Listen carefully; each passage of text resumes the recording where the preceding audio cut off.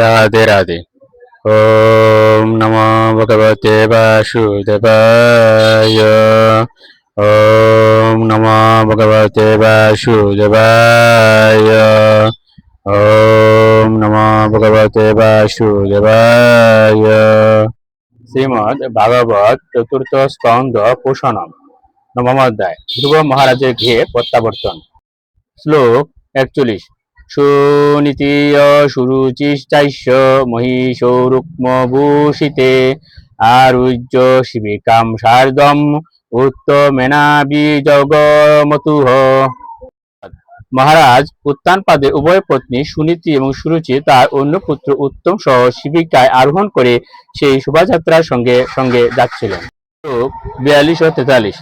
তম দৃষ্টা উপবনাবেশ আয়ান্তম তরসারতাৎ অবরুহ্য নিপস্তূর্ণম আসাদ্য প্রেম বিহল পরিরেবে অঙ্গজম দূর্বাম দীর্ঘ উৎকণ্ঠ মনাশন বিশক্স্নেনাঙ্গ্রি সংস্পর্শ ও তাশাগ বন্দনম।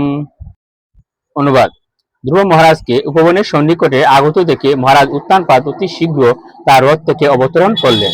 তিনি তার পুত্র ধ্রুবকে দীর্ঘকাল না দেখার ফলে অত্যন্ত উৎকণ্ঠিত ছিলেন এবং তাই গভীর প্রেমে তাকে আলিঙ্গন করার জন্য তিনি তার হারানো পুত্রের দিকে এগিয়ে গেলেন। দীর্ঘ শ্বাস ফেলতে ফেলতে মহারাজ দুহাত দিয়ে জড়িয়ে ধরে তাকে আলিঙ্গন করলেন। ধ্রুব মহারাজ কিন্তু পূর্বের মতো ছিলেন না। পরমেশ্বর ভগবানের শ্রী পাদপদ্মের স্পর্শে তিনি সম্পূর্ণরূপে পবিত্র হয়ে পারমার্থিক উন্নতি সাধন করেছিলেন। শ্লোক 44।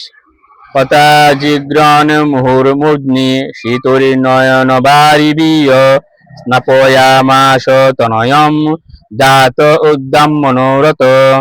অনুবাদ। ধ্রুব মহারাজের সঙ্গে মিলনের ফলে রাজা উত্তানপাদের দীর্ঘকালের মনোবাসনা পূর্ণ হয়েছিল এবং তাই তিনি বারবার ধ্রুবের মস্তক আঘ্রাণ করছিলেন এবং আনন্দ আশ্রু দ্বারা তাকে স্নান করিয়েছিলেন। 45।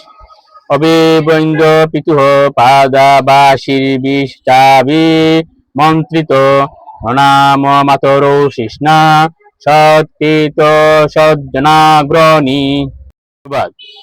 সজ্জনাগ্রগণ্য ধ্রুব মহারাজ প্রথমে তার পিতার চরণ যুগল বন্দনা করলেন এবং উত্তানপাদ আশীর্বাদ ও কুশল প্রশ্নাদির দ্বারা তার পুত্রকে সম্ভাষণ করলেন।